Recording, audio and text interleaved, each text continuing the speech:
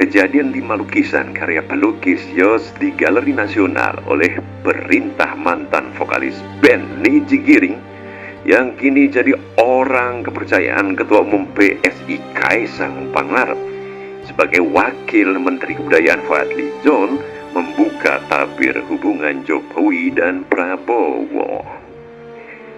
Bagaimana mungkin wamen lebih atraktif daripada menterinya? Masyarakat pun bertanya-tanya. Adalah lukisan yang menghebohkan tanah air, hanya lukisan.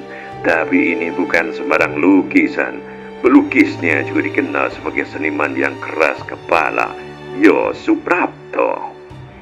Santer terdengar kabar bahwa setidaknya 5 lukisan yang rencananya akan dipamerkan itu adalah buah pikir seniman berambut putih itu dalam menerjemahkan kegelisahan beberapa petinggi partai coklat yang sangat tertekan dengan cara-cara Jokowi memperlakukan para perwira berbaju coklat itu.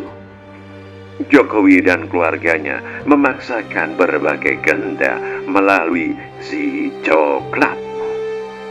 Kesabaran ada batasnya, demikian kata pepatah. Juga pepatah inilah yang mendorong puluhan perwira untuk menuangkan ide, gagasan dengan meminjam kuas sang maestro pelukis Yos Suprapto.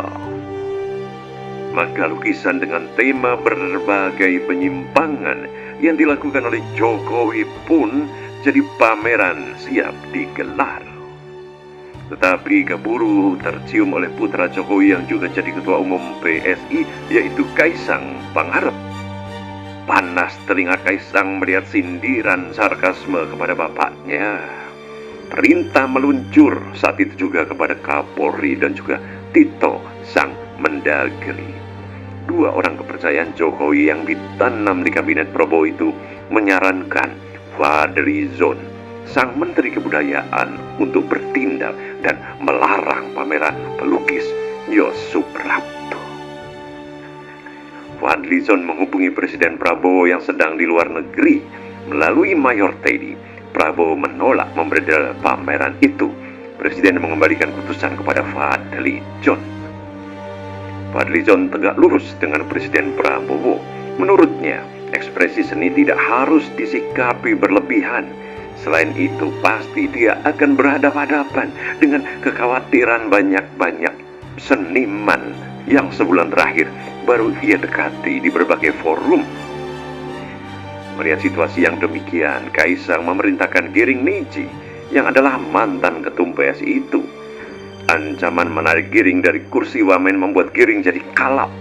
Giring menghubungi pihak galeri untuk segera mengunci Galeri Nasional dan pameran lukisan pelukis Yos harus dibatalkan. Dan ke-5 lukisan yang heboh itu diturunkan. Apa yang terjadi sebenarnya?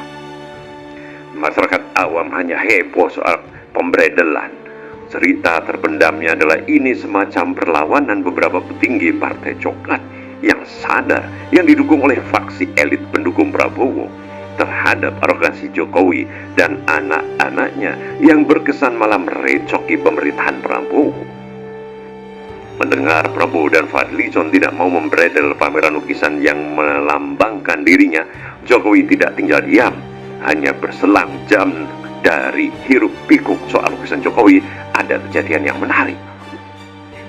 Presiden Turki Recep Tayyip Erdogan mengejutkan publik dengan walk out ketika Prabowo sedang pidato. Padahal kita paham benar, Erdogan adalah teman baik Jokowi, dan Jokowi sangat paham bahwa Prabowo memiliki emosi yang tidak stabil kalau masalah gangguan ketika dia sedang bicara, apalagi pidato di kancah internasional. Jokowi ingin mempermalukan Prabowo sekaligus Mayor Teddy dengan memberikan informasi kepada Erdogan apa yang terjadi di tanah air yang secara berlebih. Ini membuat Erdogan merasa empati kepada Jokowi. Lalu terjadilah adegan Erdogan meninggalkan Prabowo ketika sedang serius berpidato soal Palestina. Apakah ini kebetulan? Tidak ada yang kebetulan dalam dunia politik. Kejadian beberapa hari ke depan akan semakin membuka tabir perang dingin antara Prabowo dan Jokowi dengan proksi pertempuran faksi di dalam tubuh Parcok.